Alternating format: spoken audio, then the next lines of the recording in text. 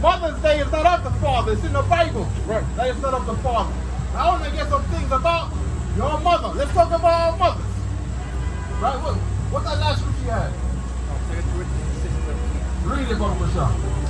Right? Let's go get if Mother's Day is in the Bible. Right?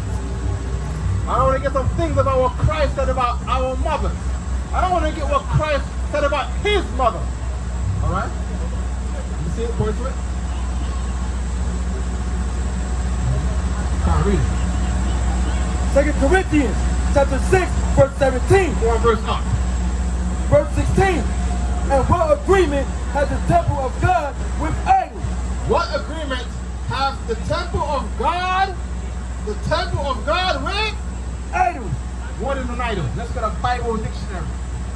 Let's get a Bible, let me get a dictionary. And we want to get what an idol is. We're going to hold this scripture. We're in 2 Corinthians 6 and 16. And I want to get what an idol is. So we're going to get the Bible dictionary of what an idol is. Why? Because, read it again.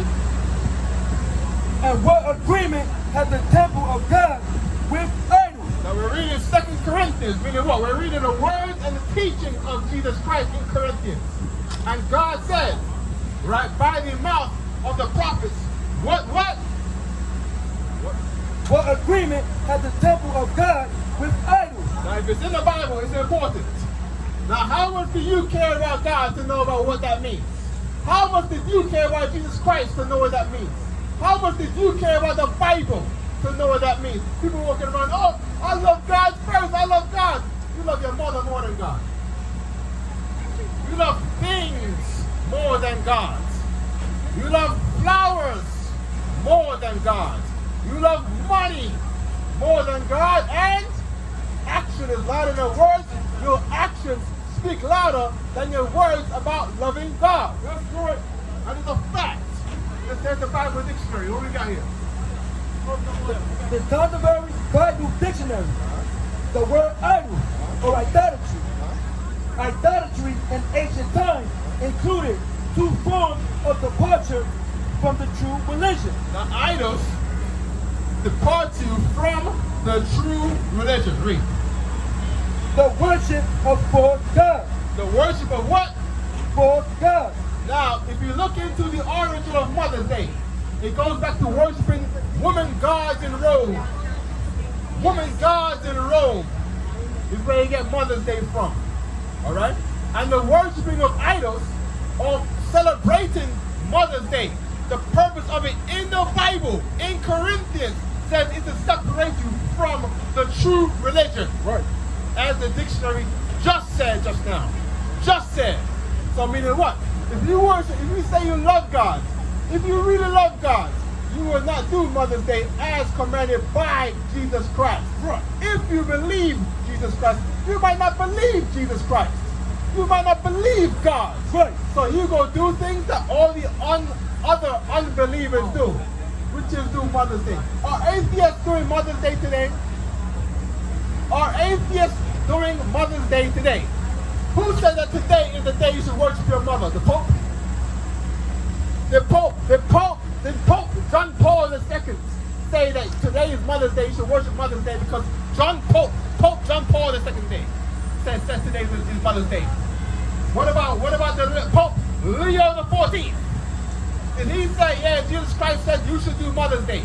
Did he show it to you in the Bible where God said you should do Mother's Day? Who told you today is Mother's Day? I love my mother every day. Right. I honor my mother every day. Right. I honored my mother yesterday. I gave my mother a call yesterday. Right. Why is today the only day you can call your mother? Why is that? Who said that today is Mother's Day? Who made that up? I'm going to say something about Babylonian religions. Babylonian religions, they had a god for every single day. And one of those days in the Babylonian religion, one day was Mother's Day. Give me that right there. Give me that right there. That's a fact. One day was Mother's Day in the Babylonian religion. They gave you a day to worship your money. They gave you a day to worship your dog. They gave you a day to worship your cat. And then they gave you a day to worship your mother. And then they gave you a day to worship the water. Then they gave you a day to worship the sun. And then they gave you a day to worship your father. That's Babylonian religions, man. That's not the Bible. That's not God. Who told you Jesus Christ allowed that? Now it's going to come to this question about who do you really worship? What religion are you really in? Whose religion are you really in? Whose religion are you following?